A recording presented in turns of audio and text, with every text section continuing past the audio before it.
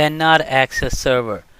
Now this is the most common issue that every system administrator or engineer have faced or will face sometime in your life. And I would say not just sometime, but these are the type of issues you will face almost like every day or every week. So what happens when you pick up a phone or get an email from someone saying, hey, I cannot access server A or server B? So how do you resolve it? So the first things before we start getting into any technical type of issues, we have to ask ourselves some of the common sense or conceptual questions. And there are three things that you need to keep those things in mind. One, you need to know the source. Always ask whoever is asking you or whoever is complaining that the server or they cannot access the server. You need to know from where they are trying to access it from. So that would be a source. Second thing you need to know is the target or the destination server. So from where to where they're trying to go to. And the third thing is the protocol. Like which protocol are they using to connect from source to target? And those protocol, a few of them and examples that I have listed here are SSH, SCP, FTP, website, NFS, Samba, database, and many other applications that has their own protocol. And if you know, protocols have their own port number. For example, if you are going from source to target using SSH protocol, that SSH protocol will use port 22.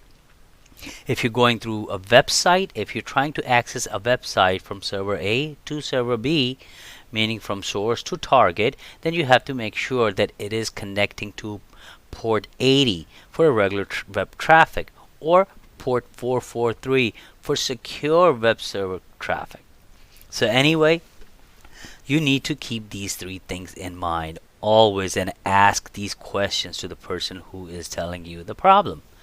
So how we could start troubleshooting these?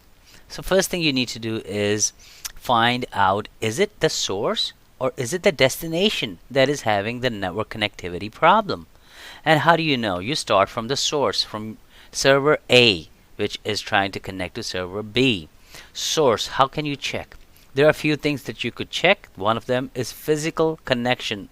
So if a user is trying to connect to a server, just make sure that they have a physical connection or they're onto their laptop, or if they are on a server, just make sure the server have network connection, actual physical connection.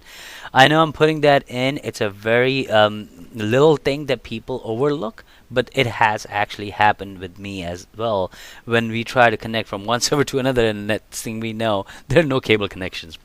Anyway, so that's one thing. Second thing, check your own server network connectivity, meaning if you are on server A, which is a source server, try to actually ping other websites or other servers and see if it's actually your own server. Try to ping your own default gateway. So if you are on a network of 192.168.1.x, then most likely your default gateway will be 192.168.1.1. So try to ping that default gateway. As soon as you get to your default gateway, another website, then what do you know? Your source server is perfectly fine. There's nothing wrong with it. Then what do? You try to find out if there's something wrong with the destination. How do we check the destination? Now first try another server on the same network, meaning if you are pinging a server that is on 10.110.120 network and your server is on 192, then try to ping another server that is also on the same network. Or if you could get to it, try a different network. So this way you will find out that it's not just that network, maybe it's just that computer is down. Then third thing, as I mentioned earlier, you need to check the protocol. Check service functionality from S, meaning source, to D, which is the destination server. So log into the destination server and check service functionality. What does that mean, service functionality? It means that if you are trying to connect from server A to server B, and server B is the one that is actually running the web server, and you are trying to access the web services, then maybe that web server or that Apache server is down.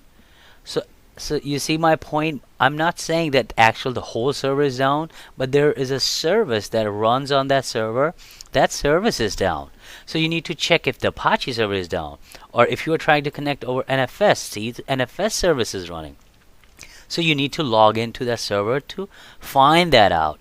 And then you have tools like Ping, Telnet, or curl to actually check from server A to server B or from source to destination. If you do not want to log into server D or server B, which is in both cases, my example, both are destination servers, then from the source server you could run a command like ping or telnet to check if the services are running. Primarily, telnet is the main command that will work because telnet space IP space the port number will tell you exactly if the service is listening on the destination server.